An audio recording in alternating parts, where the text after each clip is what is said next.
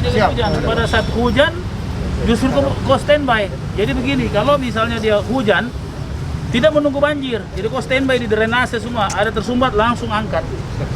Nah, kita paham nah? Ini sama-sama, pokoknya kalau ini adalah tindak lanjut dari hari kemarin yang kita rapat koordinasi, mulai dari pandangan ilmuwan kita di BMKG tentang prediksi hingga tahun depan, kemungkinan kerawanan muncul akibat cuaca secara global yang kemudian kita detailkan secara Makassar bersama-sama Basarnas, TNI dan Polri dan seluruh unsur-unsur yang terlibat termasuk relawan.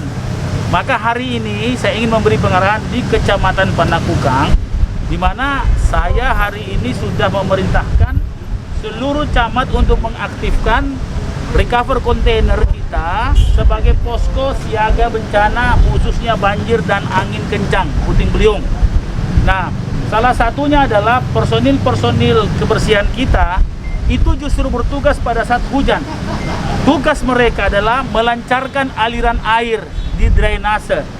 Jadi kalau biasanya hujan, sumbatan-sumbatan akibat pengumpulan sampah itu adalah hal yang paling dominan. Sehingga pada saat hujan itulah mereka bertugas memastikan air lancar untuk mengalir di drainase masing-masing, di kecamatan masing-masing, di kelurahan masing-masing.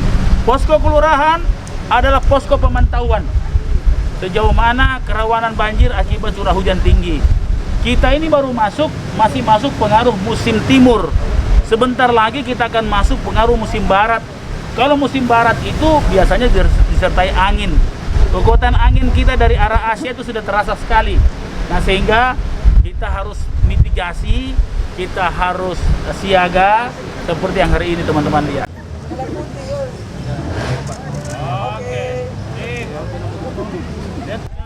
Saya ikut cuma kontainer.